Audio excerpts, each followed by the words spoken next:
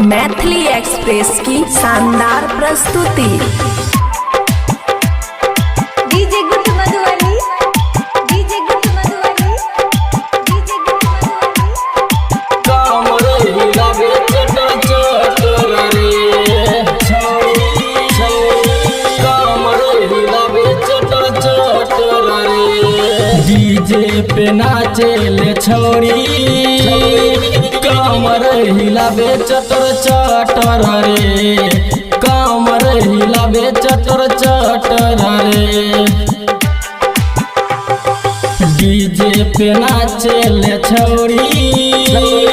कामर हिलावे चटर चटर रे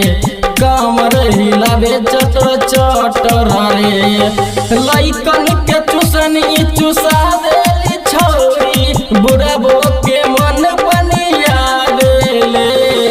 डीजे पे नाचे ले छौरी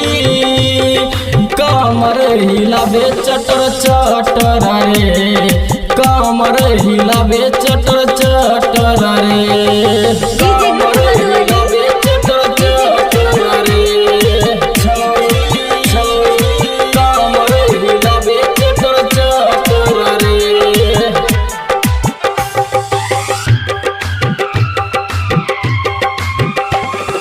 छी बंगाल के छोरी नाचे छी हाली हाली छोरा लटक तो सुर जागे लटक तो सुर जागे छी बंगाल के छोरी नाचे छी हाली हाली छोरा लटक तो सुर जागे देखे ले लोगवा अखियन के फाड़ के दौड़ा जवार ताली ठोके डीजे पे नाचे ले छौरी कमर हिलावे चटर चटर गे कमर हिलावे चटर चटर गे डीजे पे नाचे ले छौरी कमर हिलावे चटर चटर गे कमर हिलावे चटर चटर गे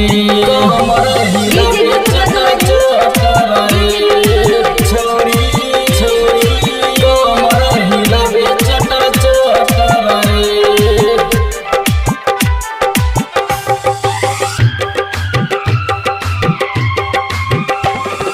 छी तू छोट छोरी लागेलू मस्त गौरी देखी के मनवा दौड़े गे देखी के मनवा दौड़े गे छी तू छोट छोरी लागेलू मस्त गौरी देखी के मनवा लागे गे गावे लगाना रमजित रंगीला शुभंकर गाना लिखेले डीजे पे नाचे ले छौरी कमर हिलावे चटर चटर गे कमर हिलावे चटर चटर गे